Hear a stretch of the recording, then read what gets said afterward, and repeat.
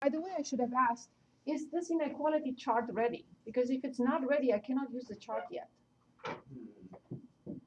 Which conditions does the chart require?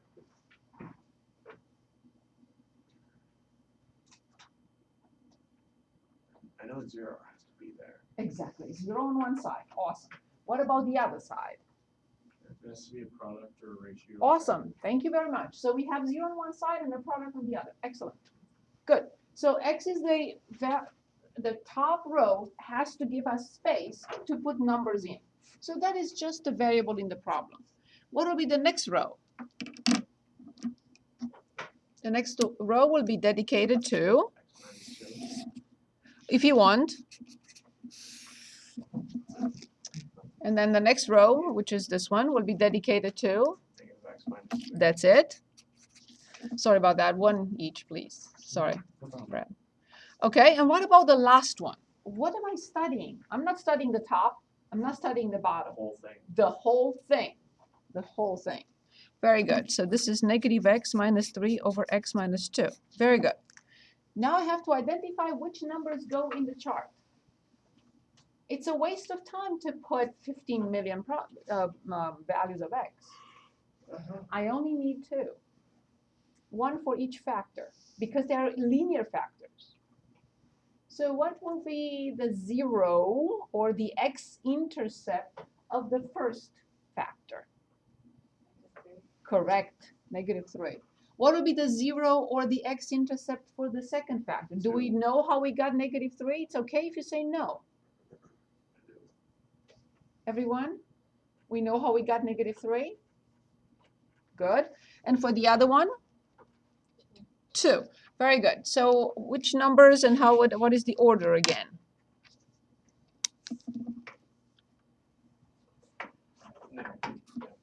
Yes, and? 2. Very good. Each row has to have a 0. Not necessarily the last one, but each row for each factor has to have a 0. Where is the 0 for this first factor? Under negative 3. If you plug in negative 3 times negative 1 will be 3 minus 3 is 0. Very good. For x minus 2, where will be a 0 for x minus 2? 2. Of course, under 2. Now I have to decide what happens to the whole thing when x is negative 3. What do I put here and what do I put here when x is 2? Other than Tom. I saw the wheels turning.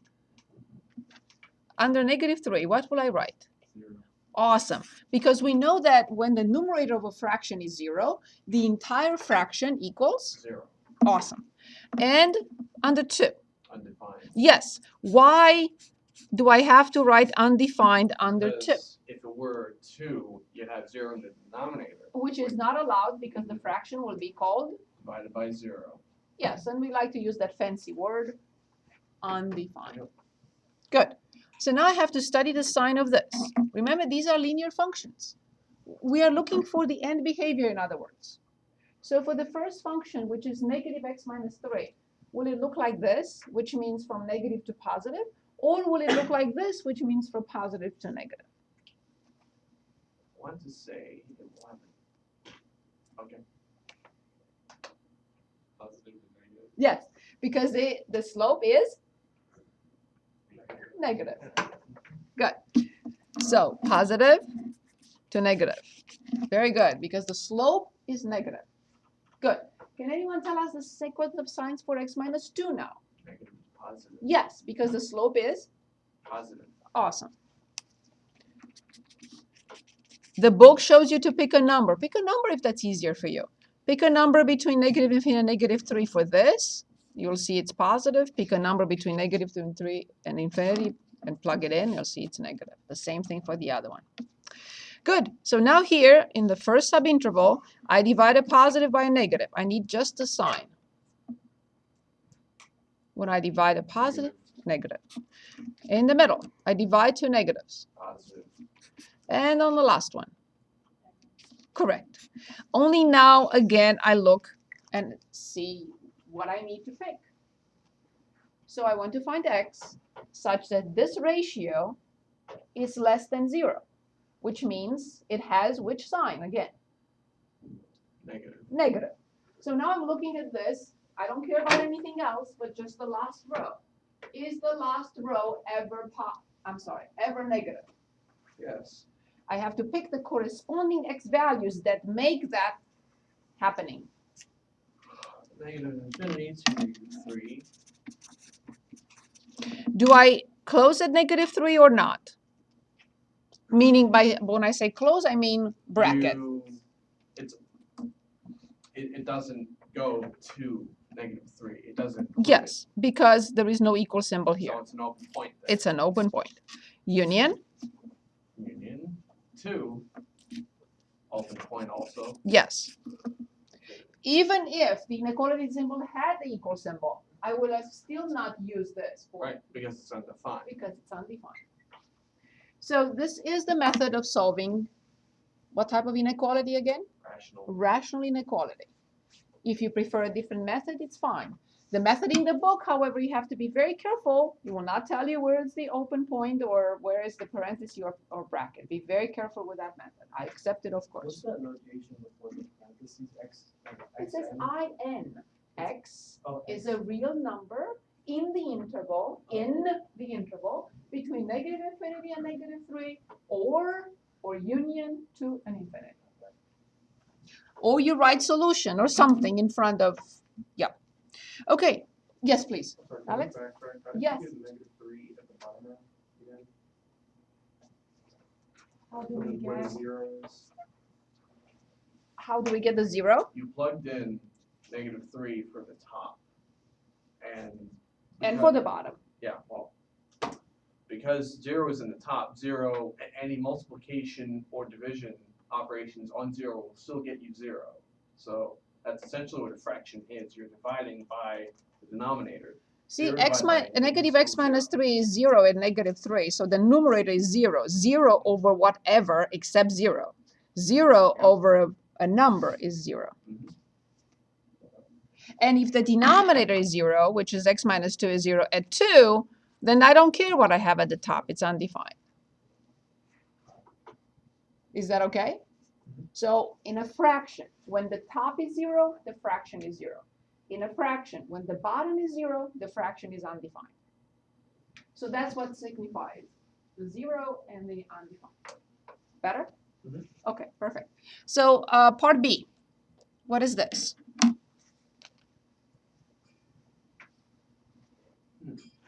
Linear?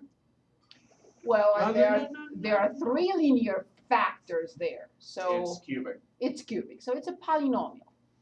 Polynomial inequality. So just in case you forgot, let me write this down. So this is rational inequality, and this is polynomial inequality. Okay, how do I solve a polynomial inequality? Well, it already tried. Exactly in the same way, I'm happy that it's already factored. I don't have to worry about factoring because the chart will not work unless It's factored. is exactly. So we have on one side what? X. Well, 0. 0. And on the other side, I must have either a of factors or Terms. a or a ratio of Oh, factors, right. right? Product or ratio. Right. Otherwise, the chart does not work. Good. So what is the first row in the chart? Yes, values of x. Values of x. What is the second row dedicated to? 4 minus X. No, I'm not there yet. First factor. Oh. Oh, yeah. X again. Good. X, the first x at the top is not a factor. It just gives us room to put numbers in. Right. Perfect. Okay, the next row dedicated to, 4 minus X. yes, I don't like it. Why I don't like it? Because you're It is not in descending order. If I don't put everything in descending order, I may make a mistake when I identify the sign. Because it all depends on the leading coefficient or the slope. So please indicate how I should write this one. Say it again. Negative x plus 4. Perfect. Negative x plus 4. Very good. And the last one? X minus 6. Yes, that is in the correct order. And now there is a That's one. minus, not plus. Right? Says here X minus 6. Oh, I'm sorry. Yes. It does say minus. Good. And the last row will be dedicated to The whole thing. the whole thing. And I have room, so I'm going to put it in. So negative x plus 4, this is negative, and then x minus 6. Very good. How many numbers will go in the top?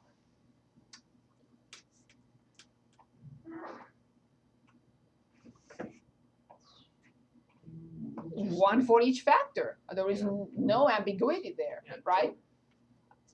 Well, How many? 3. 3. Perfect. Good. So which numbers? Which number will I have to write for x? 0. Perfect. Which number will I have to write for 4 minus x? 4. 4. Which number will I write for x minus 6? 6. You understand? We set each factor equal to 0. When I set this factor equal to 0, I get 0. When I set this factor equal to 0, I get 4. And when I get this factor, set this factor equal to 0, I get 6. What is the correct order for these numbers? 0, 4, 6. Awesome. So there is a 0 for x somewhere. Where? Right at 0. Very good. There is a 0 for the next one, under, 4.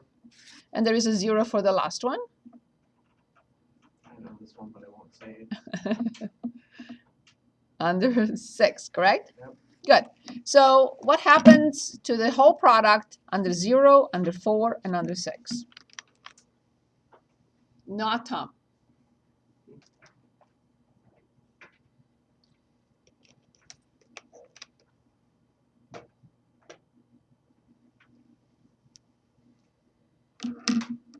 Anyone?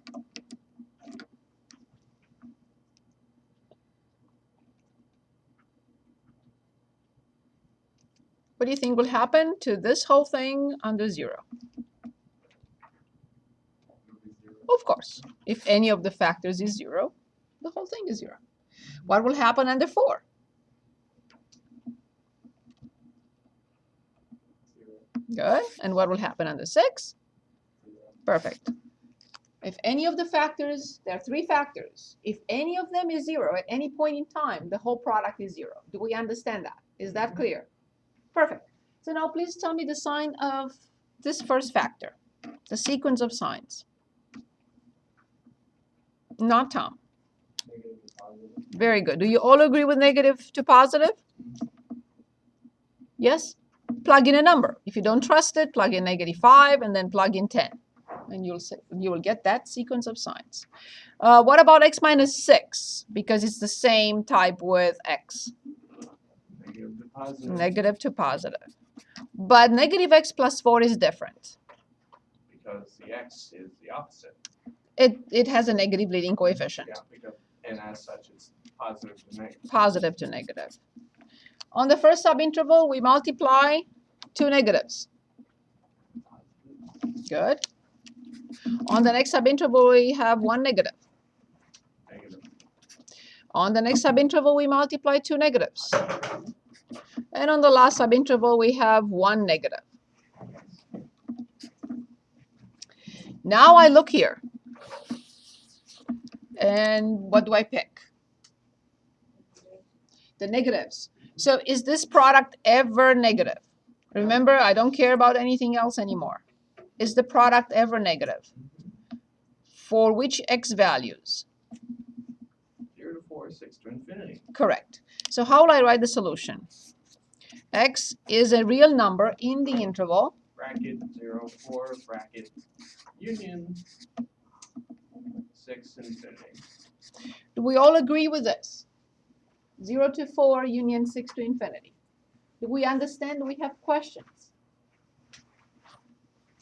Okay. I think I would do that because I always, know the answer. Well, Like I don't give you guys enough time to think. don't feel bad. Well, We are on page 4. At the top, problem 6.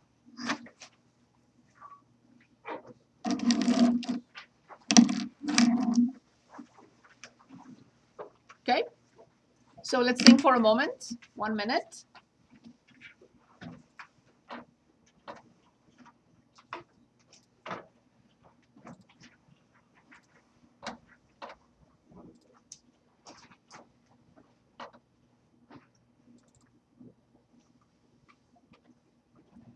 What type of function is that? Can anyone just tell us what type of function it is? Yes, specifically though. Quadratic. I completely agree with quadratic. Good.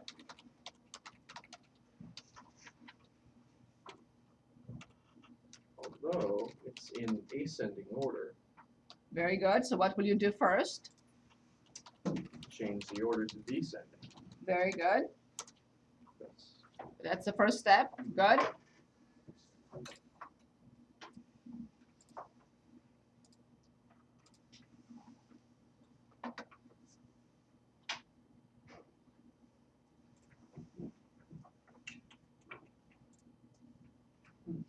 So I wanna can anyone say dictate? First of all, let's just do what you just said first.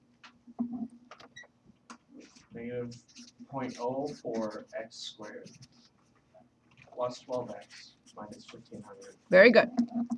So we're given this function and we're asked, this is the a function that gives us the profit, P in dollars, generated by selling X units of a certain commodity. So now we're asked to find the maximum profit.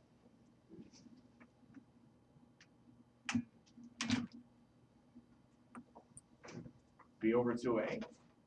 I agree. So I have to find the vertex. Good. So negative B over 2a. So let's determine negative B over 2a. Negative 12 over 0.08. So let's write that down.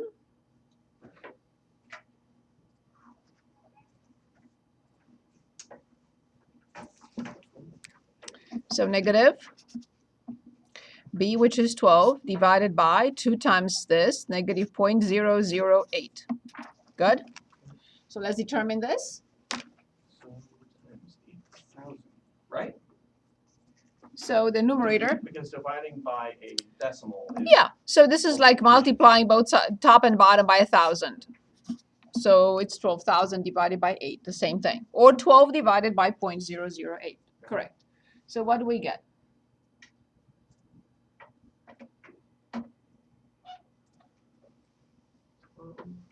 Yes, I would have, without the calculator, this is what I would do. I would simplify first by 4, and I get 3,000. And then 3,000 divided by 2 is 50. Good.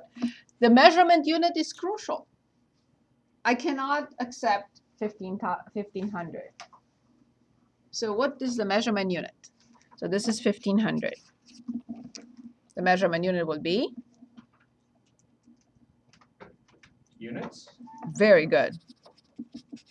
Good. So this is what X creates the max. What number of units produced and sold creates the maximum. Take one each. What number of units creates the maximum profit? Good. But what one each? Thank you. So what will be the maximum profit? How do I determine it? Exactly. Plug it in. So I have to find P of 1,500. I recommend putting in the graphing calculator. Putting the function, put the function in the graphing calculator, negative 0.004 x squared plus 12x minus 1,500, and plug in 1,500. So I'm going to do just that. So in y equals, clear whatever you have, negative 0.004 x squared plus 12x and minus 1,500. And then I go to second hand table, and I plug in 1,500 and enter. And I got 7,500. What does this represent? Maximum profit. So it's the dollars, 7,500. Oops, sorry. So in order for this production line to have a maximum profit, you will say the owner or the manager, listen, if you really want maximum profit with the given conditions, make sure you manufacture 1,500 units and sell them, and you will have a maximum profit of 7,500. If you deviate from 1,500, you're not going to have the maximum. Even if you produce 1,600 or 1,501, you're not going to get maximum profit. Why? Because this function has only one maximum point when 1,500 units are produced. Anything less, anything more, it's not going to give the maximum profit. Yes? It's interesting how like the vertex is like the constant, I mean the opposite of the constant. I just noticed that. It's an ordered pair. Ordered pair. Of course. It's a point Yeah, on a any graph. point can be represented. So when x is 1,500, y is 7,500. Right, okay. So that's the point. So if you want to say, okay, let's produce more. Let's see if we get a bigger profit. You won't. No. Because you will be here at 1,600, but your profit will be lower. Right. Was that your question? My question was just like, is there correlation between the vertex and the constant term, or is that just in this example? Oh, no, it has nothing to do with it. Okay, just that. So this is basically just the y-intercept. When x is 0, it's negative 1,500, which makes no sense in this problem because we're talking about profits. Right. So this basically says if we produce 0 units, maybe it does make sense because if we produce 0 units, we still have the operating costs of turning on the light, I see. Yeah, that's true. right? We still have to pay somebody to, I don't know, guard the place. Right. So we have costs. Oh, But other than that, no, it's just by that chance. makes sense. Very good. We cannot do 7. So please hold on to these. For those of you who came in late, these will be looked at again when we get ready for test 3. Problem 8. So let's look at problem 8 and see what we have to do here.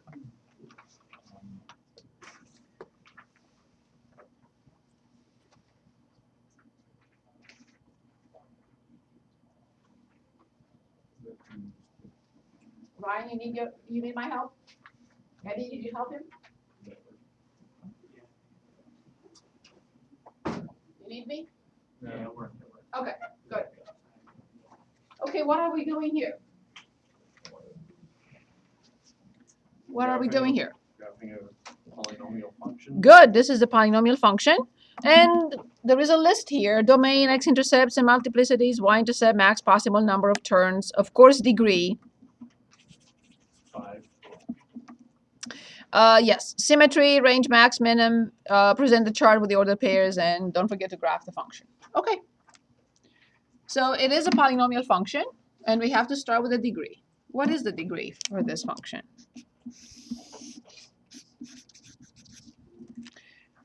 Remember, I accept any method you use, but when you go through, that's why I saw the difficulty in your work. Again, it's part of the 30-year experience. If you don't summarize the information you collect, you will have to make use of the calculator. And if you copy a graph from the calculator without understanding it, and if it's wrong, I can't give credit. So if you don't like my summary, because without this, I will not be able to graph the function. I have to summarize everything that is here. If I don't summarize, I don't even know where to start. So if you don't like this summary, use another one. Create your own. I'm fine with that. But without the summary, you will have difficulties organizing the information you obtain about this function, I believe. So forgive me if I'm wrong. Okay, so what do I start? If I use the chart, what should I start with? What do I need to put in the chart first?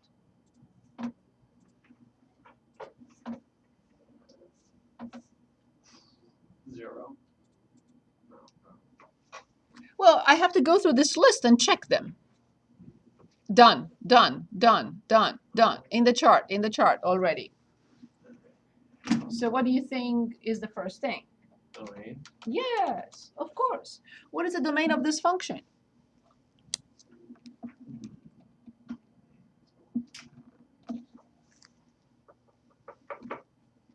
Anyone?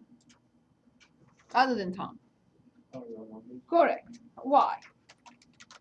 Can anyone tell us why the domain of this function is all real numbers? Then the value splitting. Exactly. That's a perfect reason. You could have also said polynomials are defined everywhere. But that's exactly what you said, but in a different way. You said they exist everywhere. There is nothing I have problems with. If you ask me to evaluate this polynomial for any x value, I will give you an output back, right? A y value, sure. So all polynomials are defined everywhere. Good, so this is done. Now let's talk about the degree. What is the degree of this polynomial? 5. Yes, 3 here, 2 here. So indeed, degree equals 5. So this is done. What is the maximum number of turns? Possible number of turns? 4. Yes. Max turns 4. I should write possible number of turns. Okay. It doesn't have to turn 4 times. Okay, next. Symmetry. Okay, well, but that's far down the road. Well, I can at least say that judging by the fact that it's a quantic function, I don't think it has any sort of symmetry. I completely agree. But we will determine that from the X-intercepts. Okay. You're right. I completely agree. So, how many X-intercepts will you give? How many? 2. Impossible. If the degree is 5, I have to have 5 solutions. If the degree is 2, I have to have 2 At solutions. least 5.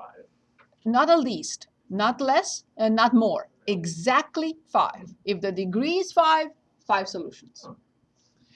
So how do I find the X-intercepts? What do I have to write?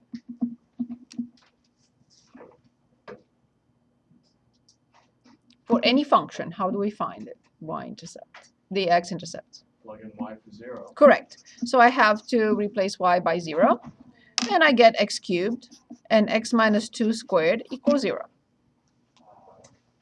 So what now?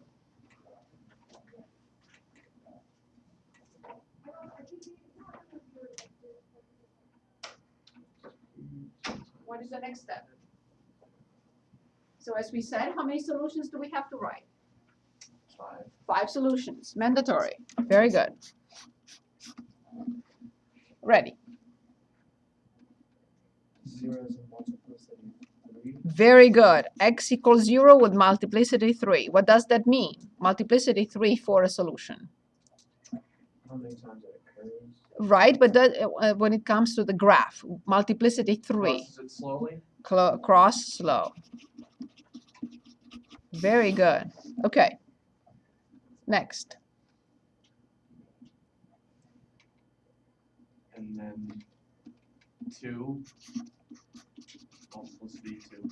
What does the function do? Turn. Very good. So when I put 0 and 2 in the chart, I make myself a note. Don't forget to make a turn here. And don't forget to cross slowly here. Very good. So the x-intercepts and their multiplicities are done.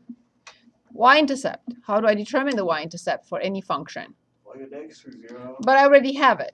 It's right here. When I plug in 0, I get 0. So that is done. Let's talk about symmetry in a minute. We already discussed that, but we can write it. Let's write it.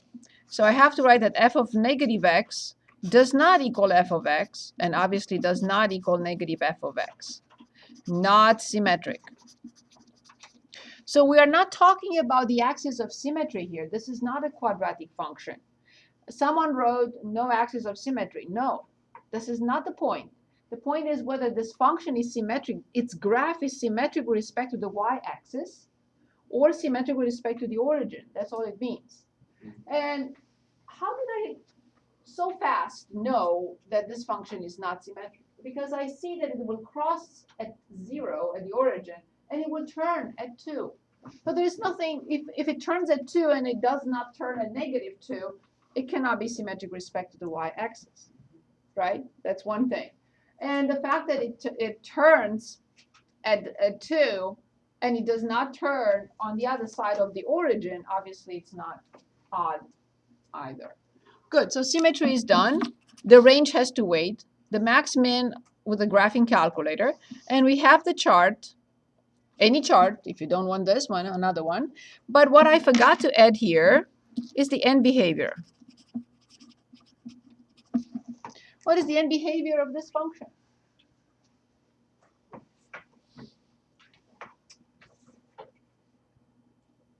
Negative to positive, How do I know that? because the leading exponent is positive. The leading coefficient is Coefficient. positive, and the function has an odd degree or an even degree. Odd. Yes. So it's either this, because it's degree odd degree. It either looks like this, like the linear function, right? Or like this, like the linear function. It cannot look like this, because it has an odd degree. This is specific for an even degree. And this is specific for an even degree. So it has to be this or this. Since it's the leading coefficient is positive, then this side will be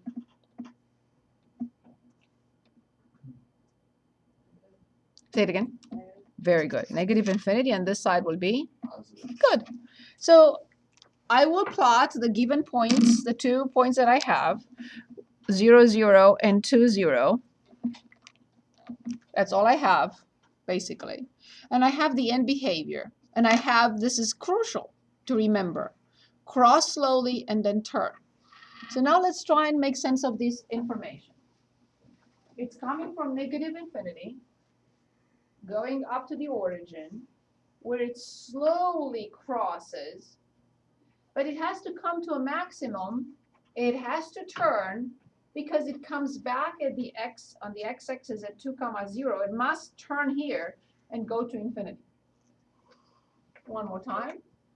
From negative infinity, it will cross at the origin very slowly. It has to continue going up, but it must turn, because it comes back and turns at 2, 0 on the x-axis at 2, 0, and then goes to positive infinity. Is this clear? Mm-hmm. Do we get the feel of the graph or not clear? Is it better? Do we feel a little bit better about this graph? Is that a yes? Is that a no? Alex, you have a question? Go ahead. You have any question? No? Anyone? Okay, so let's graph it. I don't have anything else to say about it, but just graph the function. So from negative infinity, it comes to the origin, slowly crossing, slowly, comes to a maximum. It has to come back and turn and go to infinity. With the graphing calculator, we already have the function in. So the viewing window, I'm going to say -5 to 5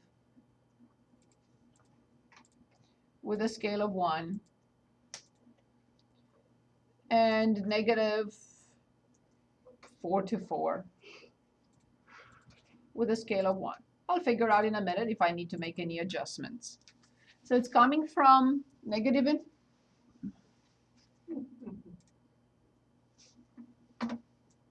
It's not coming from anywhere. Oh, of course, that's why. Because I didn't have the function plugged in. I had something else in there. Good.